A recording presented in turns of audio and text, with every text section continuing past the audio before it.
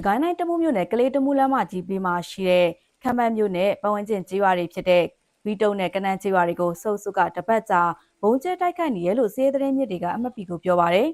ဇွန်14ရက်နေ့ကစတင်ကဘုံကျဲတိုက်ခိုက်နေရဖြစ်ပြီးတော့ဇွန်22ရက်နေ့မှာကနန်းကျေးရွာကအမျိုးသားတအူသေဆုံးခဲ့တယ်လို့ဇွန်23ရက်မှာလည်းချင်းမျိုးသားတအူ CIA ရဲ့တပ်ဖွဲ့ဝင်တအူတိုက်ပွဲတွင်ကြာဆုံးခဲ့ပါတယ်ဒါအပြင်ဖျားเจ้าနဲ့နေအိမ်တွေအပါအဝင်အဆောက်အုံ20ကျော်ထိခိုက်ပျက်စီးခဲ့တယ်လို့လည်းဒေသခံတို့ကပြောပါရယ်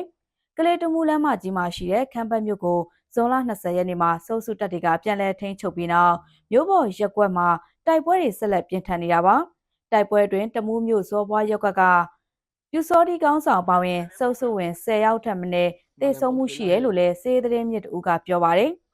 83မိုင်ဝန်းကျင်ရှေ့လျားတဲ့ကလေးတမူးအာရှလမ်းမကြီးကိုစုပ်စုတပ်ကကလေးမြို့ကနေစစ်ကြောင်းတစ်ကြောင်းတမူးမြို့ကနေစစ်ကြောင်းတစ်ကြောင်းမော်လိုက်မြို့ကနေစစ်ကြောင်းတစ်ကြောင်းစုစုပေါင်းစစ်ကြောင်း3ကြောင်းနဲ့ဝင်ရောက်နေရပါဒီလိုမြေပြင်ကရောဝေဟင်ကပါစစ်ကြောင်းတို့ပုံကျဲနေရကြောင်းကလေးတမူးလမ်းမကြီးတစ်လျှောက်က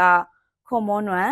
နမ်မွန်တာရန်ငိမ့်အောင်မင်းသမီးကနန်းခမ်းဘတ်ဖျားရည်ရှင်ကျွန်းတော်ရည်ရှင်ဝီတုံစော်ဝါးရည်ရှင်အပါဝင်ကျေးရွာ90ကျော်ကဒေသခံတောင်းတဲ့ကြီးဟာတောတောင်တွေမှာထွက်ပြေးတင်းရှောင်နေရပြီးအစားအသောက်တွေအရေးပေါ်လိုအပ်နေရလို့စစ်ရှောင်တွေကိုအကူအညီပေးနေသူတွေကပြောပါတယ်အခုလိုထွက်ပြေးတိမ်းရှောင်နေချိန်မှာမိုးကဇက်တိုက်ရွာသွန်းနေတာကြောင့်တက်ကြီးရွယ်အိုတွေကိုဝင်ဆောင်မိခင်တွေကလေးငယ်တွေနဲ့နာမကျန်းဖြစ်သူတွေလည်းပါဝင်တာကြောင့်စေးဝါးတွေလည်းလိုအပ်နေရလို့ကျွန်းတော်ရေရှင်ဒေသခံတို့ကပြောပါတယ်ရှင်